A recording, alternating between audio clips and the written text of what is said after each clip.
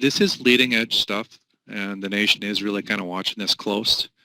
There's a lot of efforts going on in digital credentialing, and I'm sure you're all familiar with digital badges, and that's been the second phase of this project. There's instructions for the students on how to use this as well up here. Our feedback from the pilot groups is it's way too lengthy, and we agree. So we've got to figure out a way of cutting it back. But from the pilot groups engagement that I witnessed, most of the kids don't read instructions anyway, and they just figure it out. So after they publish their transcript, which is basically taking the transcripts in data and wrapping it in all these different standards and encrypting it and signing it and everything, it's then available on the OCP server to attach to their web wallet. So then they can go to their web wallet, set up an account, and we kind of want them to start using a non-school account because this thing needs to work after they graduate, and your school accounts go away. So once they've set up a wallet, they'll log in. They'll be asked if they want to accept their credential. They'll say yes. And what will happen then, this is a lot of garbage I have on mine right now, is they'll be issued a student transcript here. This interface allows them to kind of look at the electronic contents of their transcript.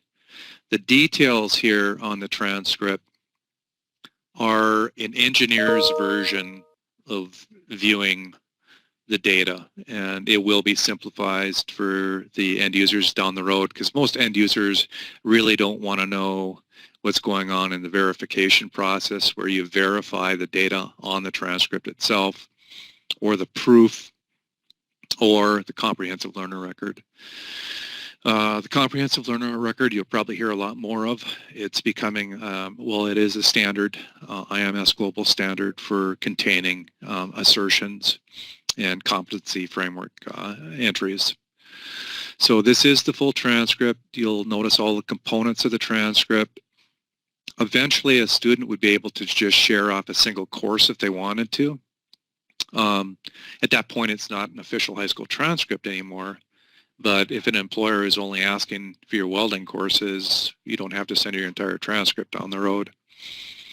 But as we look at how this works behind the scenes, I was kind of hoping for an interesting course. I guess I'm not going to find one. Applied Science 3, issued by Great Plains High School. The results, they got a B. The alignments now is interesting because this is the metadata behind the scenes where that course is actually defined in North Dakota's CASE network, case.nd.gov. You can go there anytime, where all North Dakota state course codes and standards are defined. So that course is literally defined electronically in data that can be interrogated by receiving systems. And that's how we get down to the competencies and skills. This is going towards mastery, but the competencies and skills that articulate that assertion. On the employer end of things, they're going to be doing the same thing and are doing the same thing now with job roles that are defined to the skill level. And so you see here in the future is it's skill matching to skill matching, employment opportunities to education opportunities that I've had through my lifetime that maybe I didn't get a bachelor's, maybe I didn't get my associates, but I certainly have got skills. So that's where it's all going. Let's go back here. I'm going to go to my production wallet.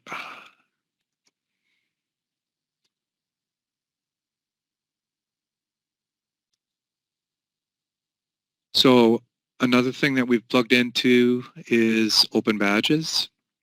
And so I can now go get my credentials from Badger today.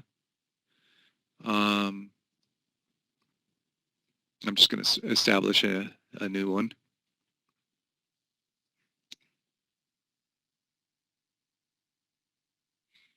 And I've already have an established Badger account where I've got some credentials. I'm going to authorize access into my badge site.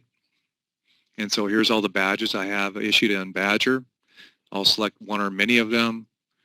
to bring into my wallet.